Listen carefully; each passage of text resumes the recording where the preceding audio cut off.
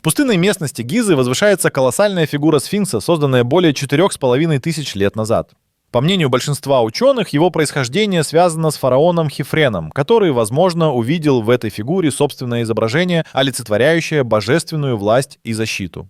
Однако теория древнего геолога Роберта Шоха шатает основы официальной истории, предполагая, что сфинкс может быть старше на несколько тысячелетий, но эти гипотезы подвергаются активным обсуждениям и остаются спорными. Несмотря на все известные факты, личность и предназначение сфинкса до сих пор остаются предметом споров и жарких дискуссий.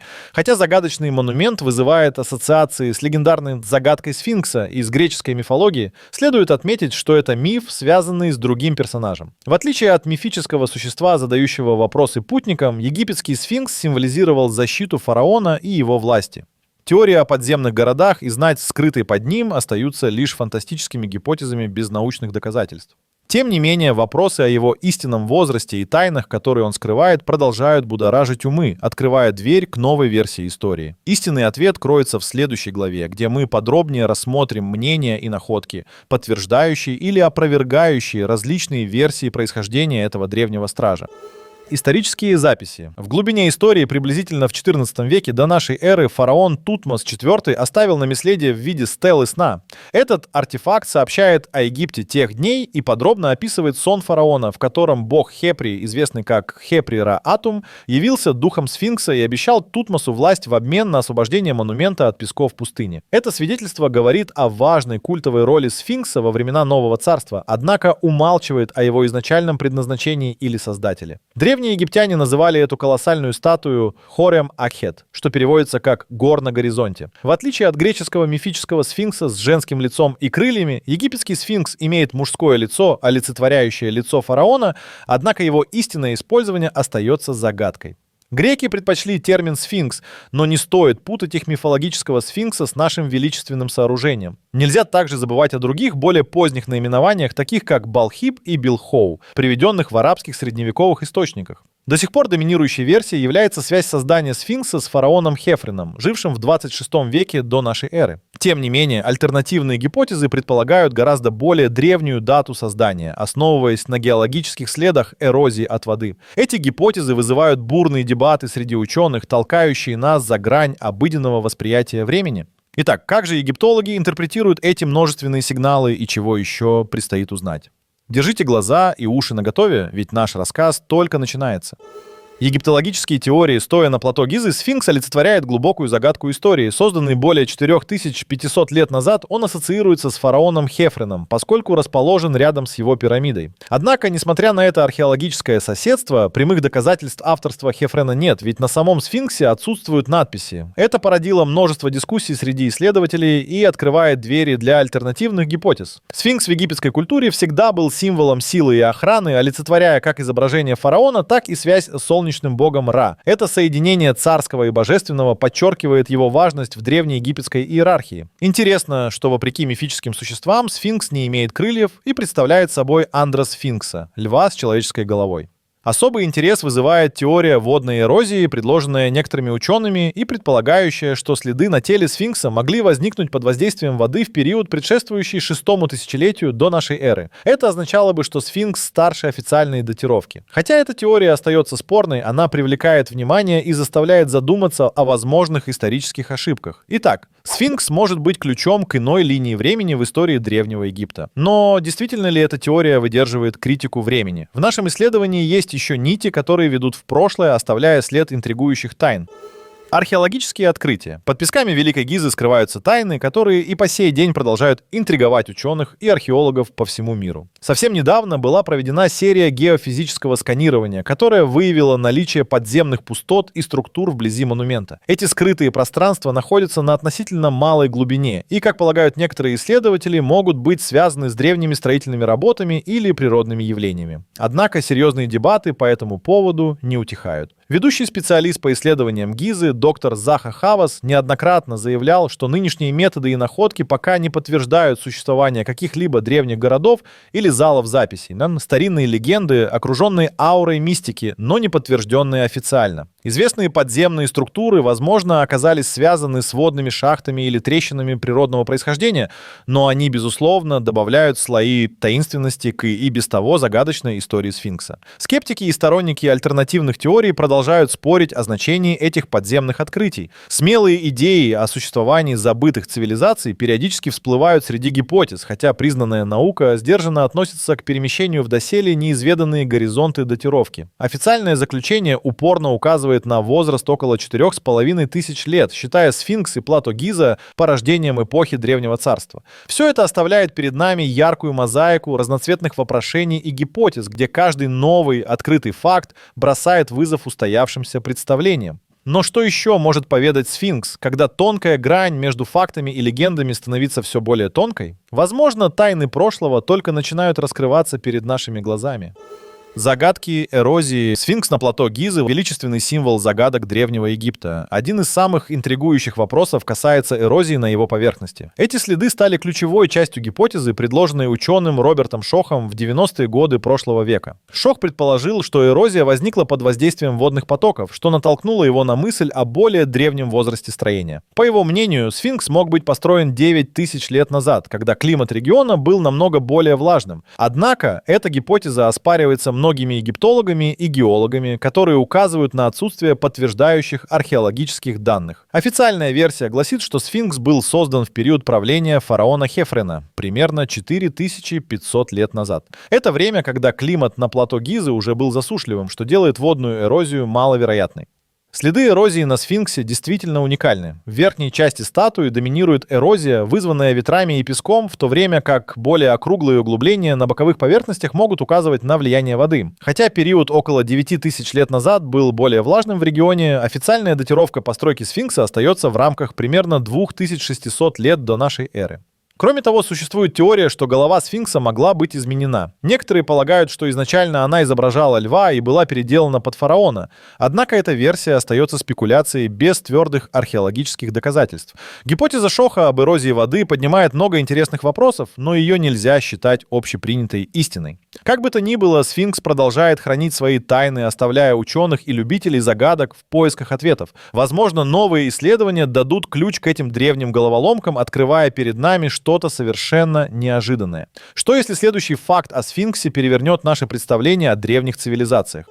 Инопланетные гипотезы. Мало какие теории вызывают столько споров, как гипотеза о внеземном вмешательстве в создание сфинкса. Согласно некоторым предположениям, этот колоссальный монумент мог быть построен не без участия небесных сил. Однако стоит отметить, профессиональные археологи и египтологи не рассматривают эти идеи всерьез, поскольку отсутствуют научные доказательства, подкрепляющие такие утверждения. Астрономическая ориентация пирамид — давний предмет восхищения. Известно, что Великая пирамида Гизы практически идеально выровнена по сторонам света, что отражает обширные астрономические знания древних египтян. Однако применять к этому концепцию инопланетного вмешательства — чистая спекуляция и нечто, что археологи отрицают, объясняя эти достижения исключительно культурным развитием местной цивилизации. Также не обойти вниманием теорию Роберта Шоха о древней эрозии на сфинксе. Его предположение о том, что следы от воды могут свидетельствовать о более древнем возрасте монумента, было встречено с интересом, но не поддержано официальной наукой. Большинство специалистов продолжают считать, что сфинкс был создан в период правления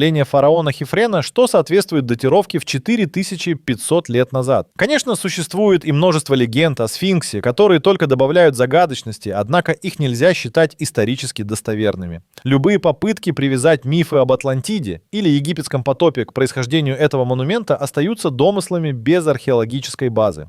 Пока сфинкс остается на своем посте, его тайны продолжают привлекать исследователей и вдохновлять на новые открытия.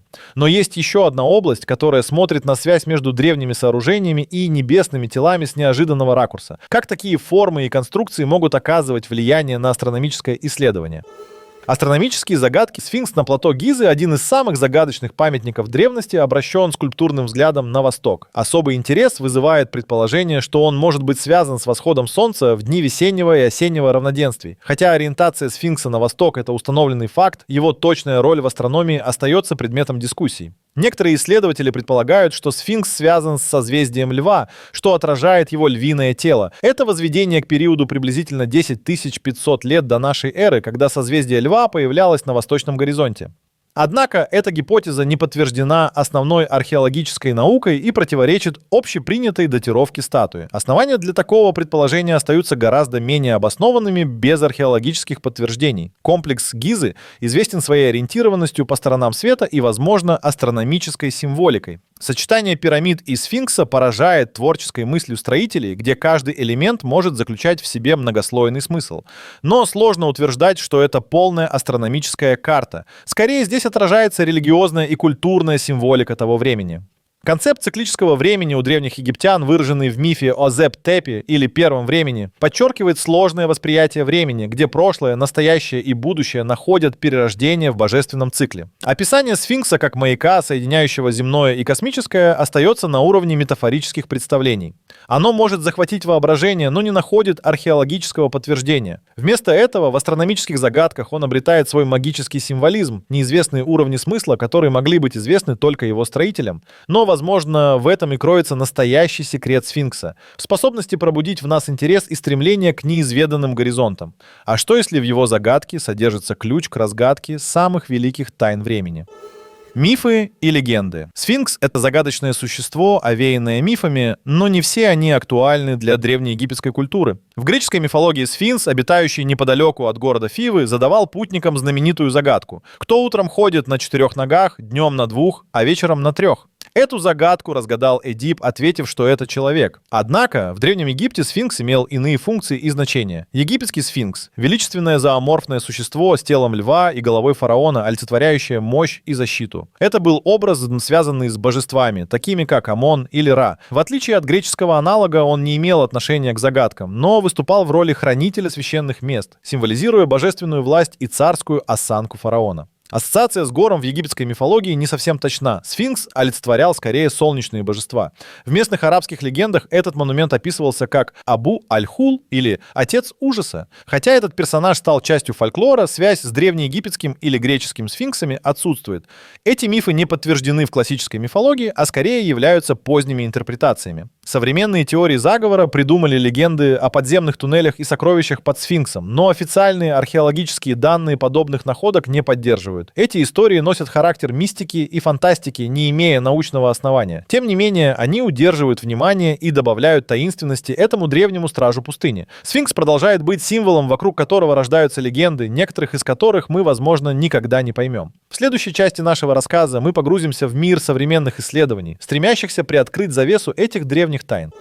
Современные исследования сфинкса как никогда ранее привлекают внимание ученых со всего мира благодаря новым технологическим достижениям. Уморительно, что только с помощью лазерного сканирования в последние годы удалось создать невероятно детализированные трехмерные модели, которые помогают выявить клаптиковые изменения структуры этого древнего монумента. Однако настоящее открытие находится по другую сторону явных фактов. Находки японских и египетских археологов в партнерстве с учеными из университета Васеда с помощью георадаров стали настоящей сенсацией. Они заявили о вероятном наличии скрытых камер под сфинксом, тем самым став искрой для горячих обсуждений в научном сообществе. Интересно, что ведущий археолог Захи Хавас был одним из тех, кто озвучил эти предположения. К сожалению, пока что дополнительные исследования необходимы для подтверждения этих данных, и научное сообщество осторожно ждет дальнейших подтверждений. Спектроскопия также сыграла важную роль в методах изучения материалов сфинкса. Она предлагает возможность лучше понять сложный состав камня и процессы эрозии, благодаря чему исследователи могут сделать выводы о разрушении памятника во времени. Однако это лишь одна из методик, которые обещают больше вопросов, чем ответов. Итальянская команда исследователей заявила о существовании якобы обнаруженного подземного комплекса под сфинксом с помощью спутниковых технологий и доплеровского радара. Хотя эти заявления остаются крайне спорными и не подтверждены более широким научным сообществом, они разожгли споры и плодородную почву для новых гипотез. Несмотря на все эти захватывающие исследования и открытия, великие загадки сфинкса остаются нерешенными. Современные методы постоянно дают надежду, но пока не открывают нам всех дверей прошлого. Как бы то ни было, интерес научной общественности не ослабевает. Возможно, самое захватывающее открытие еще впереди, где наука и тайна снова столкнутся, открыв новую страницу в истории этого монументального создания.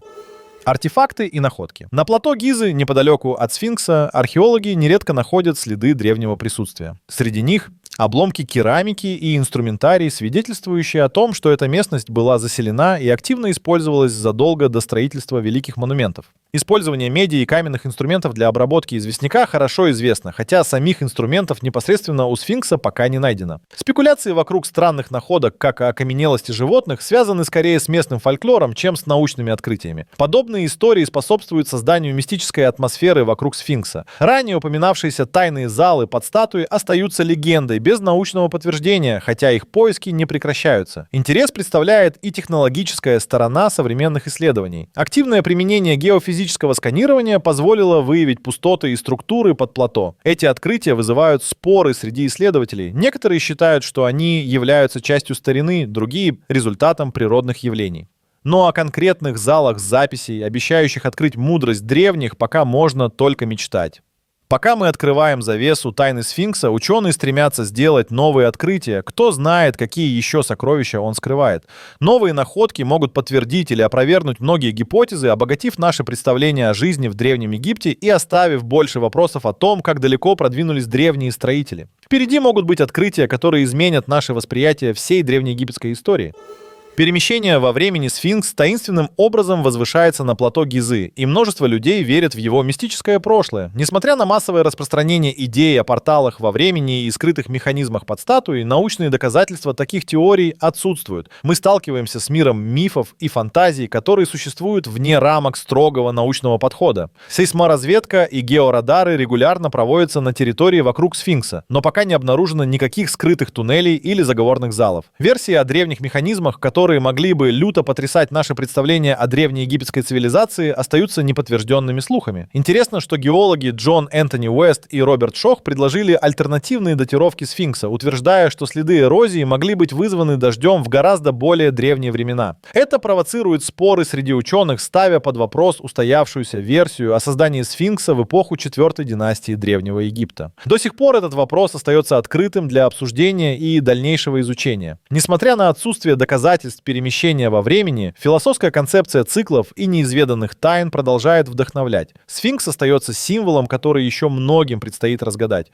Возможно, его истинное значение намного глубже, чем мы можем себе представить, и кроется не только в археологических артефактах, но и в восприятии времени и пространств. Как всегда, этому древнему монументу удается возбуждать наше воображение и принуждать задумываться о неизвестных горизонтах, ждущих открытия.